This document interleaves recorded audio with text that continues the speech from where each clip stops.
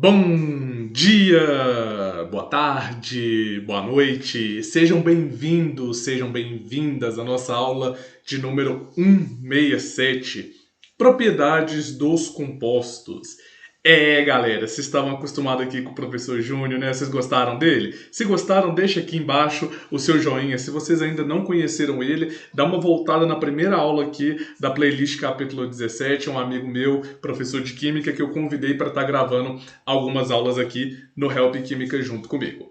Bom, galera, então você que está vendo aqui pela primeira, pela segunda, pela terceira vez, seja bem-vindos, sejam bem-vindas ao Help Química.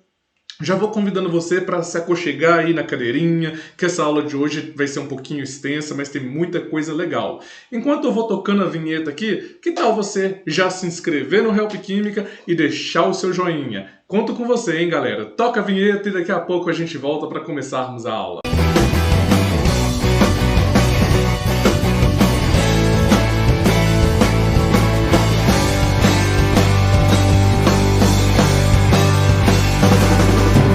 Bom, galera, então para nós começarmos aqui, né, com as nossas propriedades físicas dos compostos, nós vamos começar trabalhando hoje com as propriedades relacionadas ao tamanho da molécula.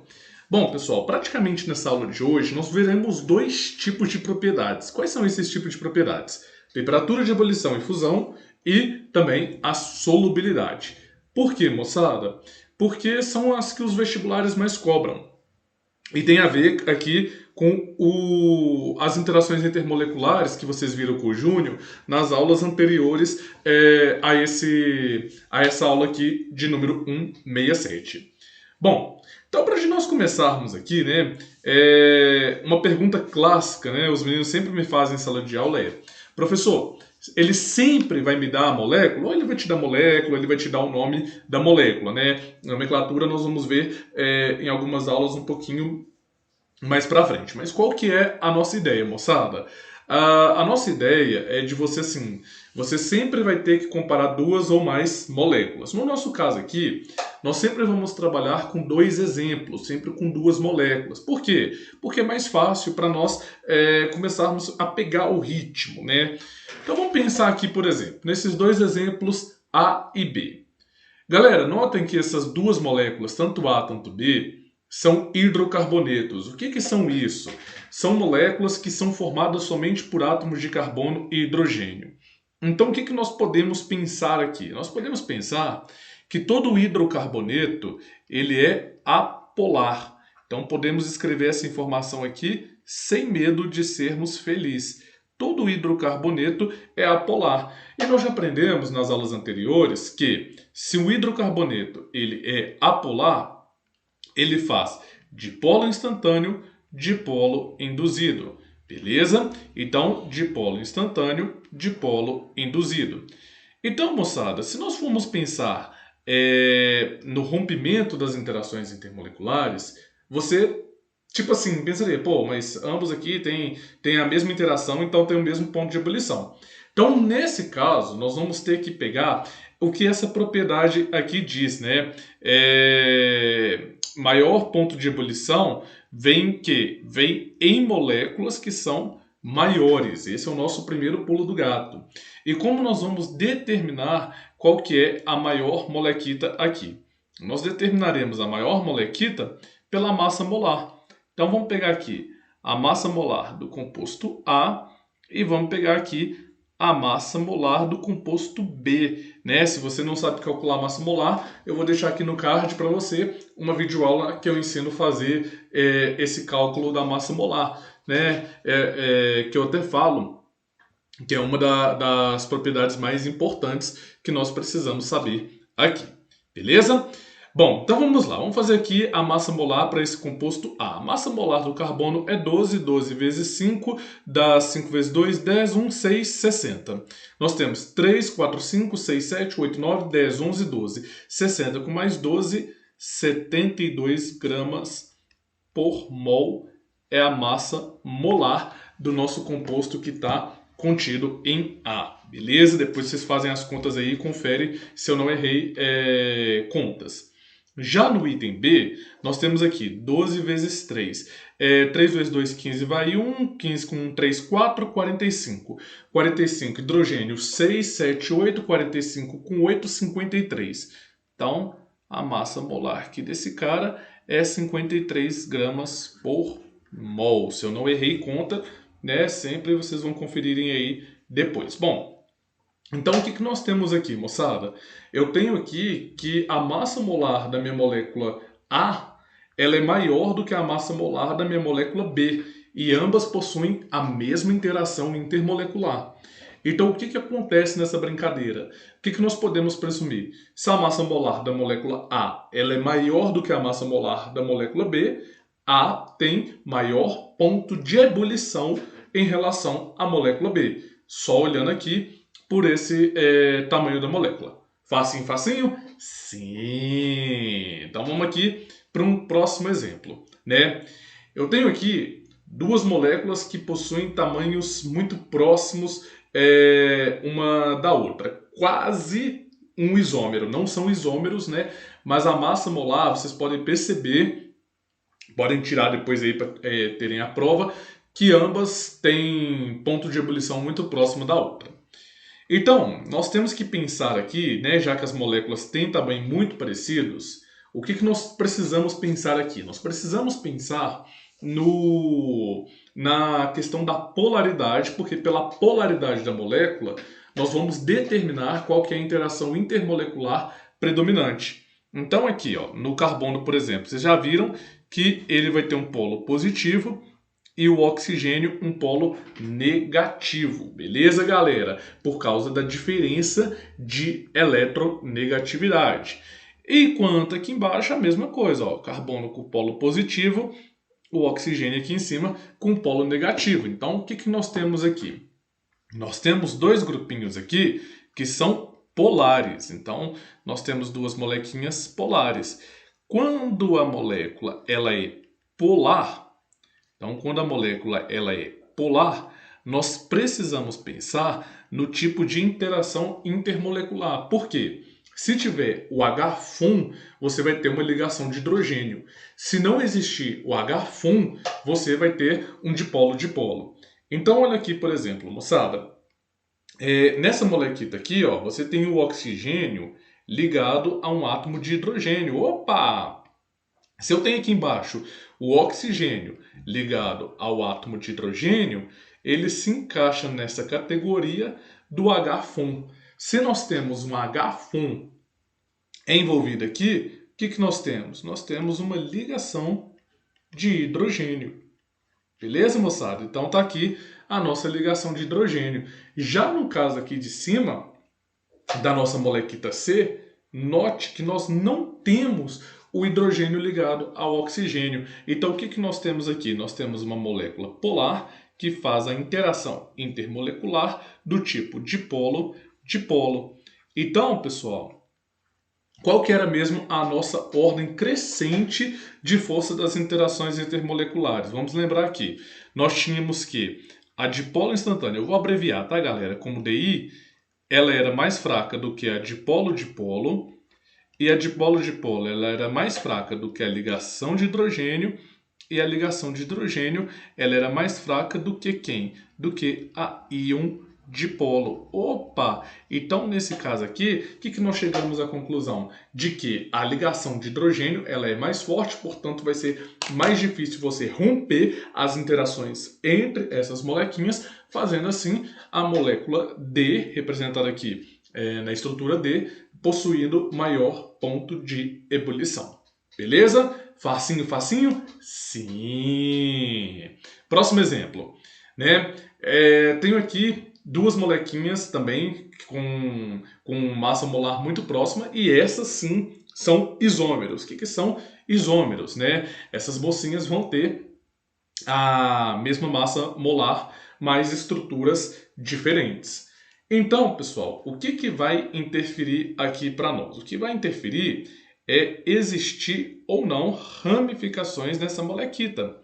Então, olha só, nesse caso aqui, ó, a maior superfície de contato, ela vai garantir também a maior ponto de ebulição.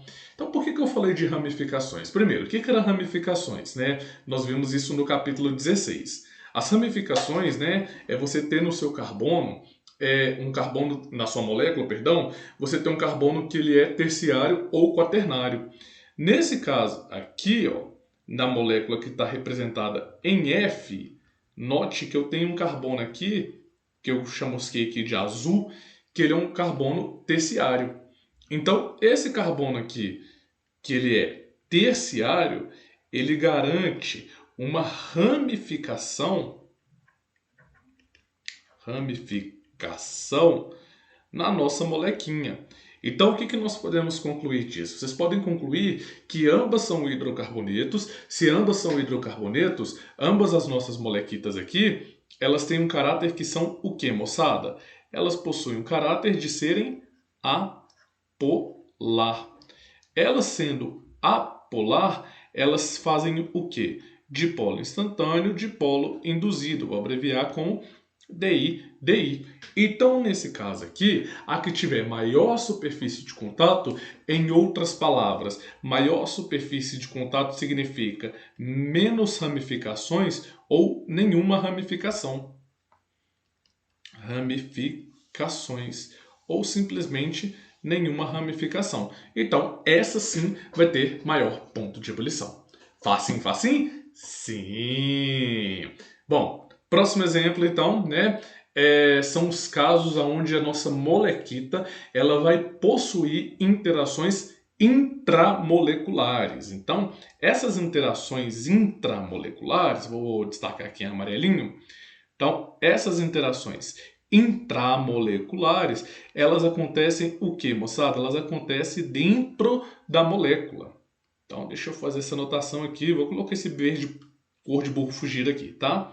Então, as intramoleculares são interações que acontecem dentro da molécula, né? Eu escrevi de novo intramoleculares, né? Ô, cabeça! Não era intramoleculares de novo, não. Intramolecular era para ser dentro da molécula. Desculpa, pessoal. Dentro da molécula. Então, se você tem uma interação que ela ocorre dentro da molécula, o que vai acontecer? Vai ser mais difícil você quebrar, você romper essa ligação. E quando você vai poder ter a oportunidade de ter uma interação intramolecular? Quando na mesma molécula houver um grupinho H-FUN. Beleza? Como o caso da molequinha do DNA, que daqui a pouco eu vou fazer um exercício com vocês e vou mostrar. Se você tem o H-FUN dentro da sua estrutura, aí sim você tem a oportunidade de estar tendo uma intramolecular. Por exemplo, olha aqui, ó. Nesse H aqui, você tem um oxigênio de um dos anéis podendo interagir com o hidrogênio que está aqui ligado no nitrogênio. Opa, eu estou dando condições aqui para fazer uma intramolecular. E aqui embaixo a mesma coisa, tá vendo? Ó, você tem o hidrogênio interagindo com o oxigênio. Então, ambas as moléculas fazem ligação de hidrogênio, então elas fazem ligação de hidrogênio, mas no caso aqui da molécula H, vai realizar uma intramolecular, ou seja, dentro da molécula. E aqui na G, vai realizar uma intermolecular, ou seja, entre duas moléculas. Essa molequinha intramolecular fica mais acopladinha, sendo então necessário mais energia. Sendo necessário mais energia, nós temos o que aqui então? Nós temos aqui maior ponto de ebulição para a molécula que está em H. Beleza? Bom, então na sequência agora nós vamos falar um pouquinho da questão da solubilidade. Nós já falamos isso lá na playlist de Química Analítica e Físico-Química, mas não custa nós relembrarmos um pouquinho dessa criança. Vamos lá. Primeiro, nós temos aqui que as substâncias com mesma polaridade tendem a ser mais solúveis uma na outra. É a famosa regrinha do semelhante dissolve semelhante. Então, por exemplo, vamos pegar aqui alguns casos aqui. Por exemplo, eu vou pegar o caso da água H2O, ok? E vou pegar o caso da gasolina, que é praticamente o octano. CH2 6 vezes, CH3. Então esse CH2 com esse 6 aqui do lado, esse grupinho CH2 ele vai se repetir 6 vezes. Então olha só, pessoal, o que nós temos aqui? Nós temos aqui um solvente que é polar e nós temos a gasolina, que é um solvente que é apolar. Então, esse solvente que é polar, ele vai dissolver outras coisas que são polar, como por exemplo, a acetona, né? O nosso amigo, o professor Júnior, falou com vocês, né, do caso da propanona, que é o princípio ativo da acetona. Então, ambas, por serem polar, vão dissolver uma na outra. E, por exemplo, a acetona vai dissolver aqui na gasolina? Não vai, mas a gasolina dissolve um carinha chamado benzeno, que é o famoso anel de benzeno, né, galera? Então, esse solvente que é apolar, ele também acaba sendo dissolvido aqui na gasolina. Beleza, pessoal? Bom, e existe alguns solventes, né, que são capazes de dissolver em ambos, porque eles têm uma característica de serem tanto polar, tanto apolar, como, por exemplo, o álcool, né, o álcool comum, o famoso etanol, né, adicionado aí na gasolina. Por que esse cara ele é solúvel em ambos, moçada? Olha só, eu vou fazer um destaque aqui nessas duas estruturazinhas aqui para vocês, que é o seguinte, olha só, presta atenção. Essa parte chamuscada em azul, ela é apolar. Essa parte aqui, chamuscada em OH, ela é polar. Como essa molécula ela é pequena, ela vai tendendo a ser solúvel tanto no solvente polar, tanto no apolar. Ah, professor, isso combina até quantos? Até 5 carbonos. Então, vou colocar aqui. Até 5 carbono, você consegue ser solúvel em ambos. Beleza? Passando de 5 carbonos, basicamente você passa a ter uma substância que ela vai ter um caráter mais o quê? Um caráter mais apolar. Beleza? Ele vai solubilizar praticamente em outros solventes apolar, como o caso da gasolina, representada aqui por esse carinha aqui, o CH3, CH2, H6. Ok, moçada? Então, qual que é a regrinha básica que nós temos aqui? Compostos semelhantes dissolve semelhantes. Então, esse solvente chamuscado aqui em vermelhinho, a gasolina, faz com que semelhante dissolva em semelhante. Bom, então, para nós finalizarmos aqui, né, já estou acabando a aula já, vou trazer aqui uns exercícios bem pequenininhos aqui, né, que basicamente ele vai te contar uma historinha e tal, e aqui no item A ele vai te perguntar: identifique a substância mais volátil entre as representadas no gráfico. Justifique sua resposta. Bom, galera, a substância mais volátil aqui, né? O que significa ser a mais volátil? Mais volátil vai ter a interação intermolecular mais fraca. Então, vamos anotar esses dados aqui.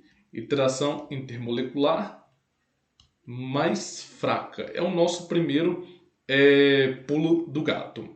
E se ela tem a interação intermolecular mais fraca, ela tem o quê? Ela tem a temperatura de ebulição mais baixa. Então, o que nós precisamos fazer aqui? Nós precisamos procurar no nosso gráfico qual que é a substância com a temperatura de ebulição mais baixa. Então, se a gente olhar, é o H2S. Beleza? Então, qual que pode ser a justificativa? Tem a temperatura de ebulição mais baixa, portanto, tem a interação intermolecular mais fraca, o que a torna mais volátil. Não vou escrever isso não, né? Mas vocês podem voltar o vídeo aqui quantas vezes vocês quiserem. E aí, pessoal, ele faz uma outra pergunta que é a seguinte: Explique por que a água tem uma temperatura de ebulição tão alta quando comparada com as demais substâncias indicadas no gráfico. Bom, moçada, olha só. No caso aqui, né, das nossas substâncias, todas essas daqui de baixo, elas são polar, mas sem H-FON. Então, elas são polar, sem H-FON. Desse modo, nós temos que elas fazem interação intermolecular do tipo dipolo-dipolo. Já no caso aqui da água, elas são o quê? Elas são polares, mas com H-FON. Então, elas fazem qual tipo de interação intermolecular? Ligação de hidrogênio. Nesse caso, se a gente volta aqui alguns slides atrás, nós vamos ver que essa sequência aqui, ó, grifada em roxo, ela vai me indicar quais são o quê? Qual que é a tendência das forças, do aumento das forças intermoleculares. Belezinha, pessoal? E nós vamos ver aqui então que a água ela tem a temperatura de ebulição mais alta porque as suas forças intermoleculares são mais altas. Ok? Então essa foi bem facinha, né? Então qual que seria a resposta? Forças intermoleculares mais alta, no caso aqui da água. Bom, então é isso, né, galerinha? Esse foi um exercíciozinho, essa foi nossa aulinha de número 167. Espero que vocês tenham gostado, né? Espero que a experiência de ter tido um outro professor aqui no Help Química, nesse capítulo 17, ela possa ter sido muito rica para vocês e espero que vocês tenham curtido a novidade da vinheta aí no nosso canal. Beleza, galera? Deixe seu joinha, se inscreva no canal. Você que quer aprofundar mais, torne-se membro assinante para ter acesso a vídeos exclusivos aqui para os nossos membros assinantes no Help Química. Pessoal, beijo no coração, fiquem com Deus. Nos vemos no capítulo 18. Até lá. Tchau, galera. Valeu!